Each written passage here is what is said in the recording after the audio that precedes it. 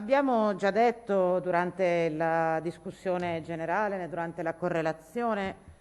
di come a nostro giudizio questa Giunta abusi dello strumento dell'ordinamentale non tanto per raggiungere l'obiettivo principale che questo strumento, anche nella consuetudine legislativa non solo della Regione del Veneto, guardando un po' anche come fanno dalle altre parti,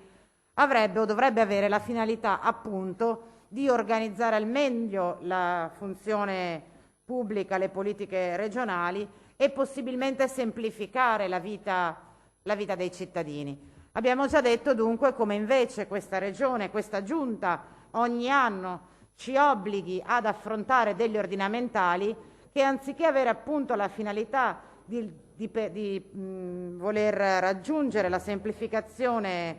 legislativa, hanno invece l'obiettivo di correggere alcune piccole necessità più o meno legittime dell'organizzazione dei lavori. E quindi all'interno di questa discussione, che abbiamo cercato anche di condurre stando nel merito dei punti sollevati, delle modifiche proposte, dei cambiamenti che introducete, avevamo, dicevo, anche provato ad aprire una discussione un po' più generale e che non ci vedeva in una posizione di particolare contrarietà rispetto al netto del metodo, rispetto ad alcuni delle proposte che avete portato avanti con questo progetto di legge. E il fatto è che però in politica il metodo diventa sostanza e l'inserimento nel corso della seduta di questo emendamento proposto dall'assessore Calzavara e della Giunta e che riguarda principalmente ed esclusivamente una persona e che riguarda principalmente ed esclusivamente il gruppo regionale Lega Nord Lista Zaia, è un atteggiamento che va oltre l'inutilità di questo provvedimento e lo rende dannoso. Dannoso perché dà un messaggio sbagliato rispetto alla funzione che noi stiamo svolgendo qua. Noi siamo qua per svolgere il ruolo di consiglieri regionali e naturalmente è compito della struttura del Consiglio mettere i gruppi ma anche i singoli consiglieri nelle condizioni di lavorare al meglio. Altra cosa invece è piegare la volontà di questo Consiglio regionale con un emendamento proposto dall'organo esecutivo che interviene direttamente sul funzionamento del lavoro dei gruppi, perché guardate, anche questo è un elemento curioso, cioè la Giunta, l'assessore Calzavara, propone a 5 minuti dall'inizio dei lavori dell'Aula un emendamento che riguarda l'organizzazione dell'attività dei gruppi consigliari. Siccome questa Regione come impianto si è data la suddivisione delle funzioni e dei compiti tra la Giunta, l'organo esecutivo e il Consiglio, anche dal punto di vista strumentale siamo due cose diverse, anche da questo punto di vista c'è un'ineleganza, assessore Calzavara,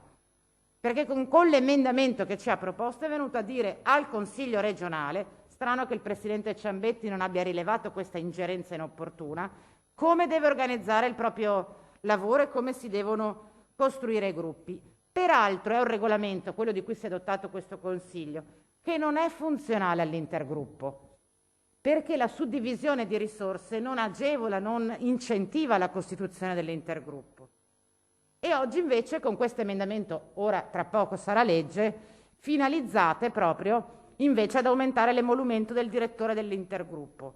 E allora anche qua ci fosse la volontà di investire sull'intergruppo come meccanismo di coordinamento più cogente per i gruppi, lo capirei, ma siccome non sfugge a nessuno che l'intergruppo, l'unico che si è costituito in questa legislatura tra Lega Nord e Lista Zaia, non è fatto tanto per far lavorare meglio i consiglieri, tanto che sono sprovvisti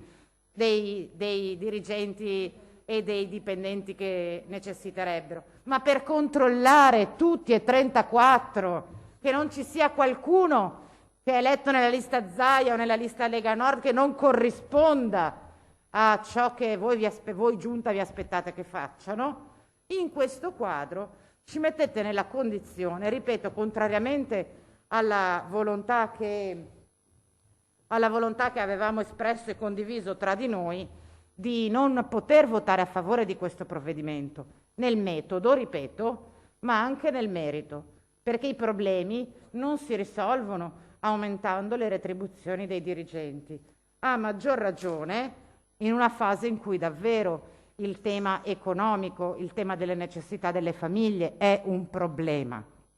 Pochi giorni fa, Assessore, l'ho interrogata per interposta persona, in realtà chiedevo all'assessore Donazzan cosa ne pensava rispetto al fatto che a molti dipendenti del settore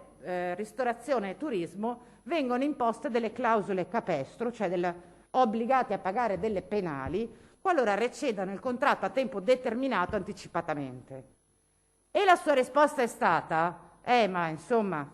i datori di lavoro hanno bisogno di avere la garanzia di poter contare sulla forza lavoro e dunque tutto sommato non è neanche così sbagliato questa penale. Cioè, mentre io le parlavo di persone con un contratto a tempo determinato, quindi precario, che arrivano anche a dover pagare 1.000 euro di penale se si licenziano prima del tempo, lei mi ha detto: sa, le ragioni dell'economia e del mercato. Ora, quelle persone lì, che appunto guadagnano a stento 1.000 euro e che sono anche disposte a firmare delle clausole capestro, lei deve andare a spiegare che il problema si risolve aumentando la retribuzione del dirigente dell'intergruppo che vi serve per controllare ciò che fanno i vostri consiglieri. Siamo davvero basiti e stupefatti di questo atteggiamento che riteniamo, ripeto, non rispettoso del Consiglio regionale e neppure della disponibilità che sempre abbiamo dimostrato nel cercare soluzioni ai problemi. Per queste ragioni dobbiamo annunciare che decidiamo di non partecipare al voto su questo provvedimento, sperando che si impari nel tempo che avere tanti consiglieri regionali, seppur militarizzati in un intergruppo, non è sufficiente, non è condizione sufficiente per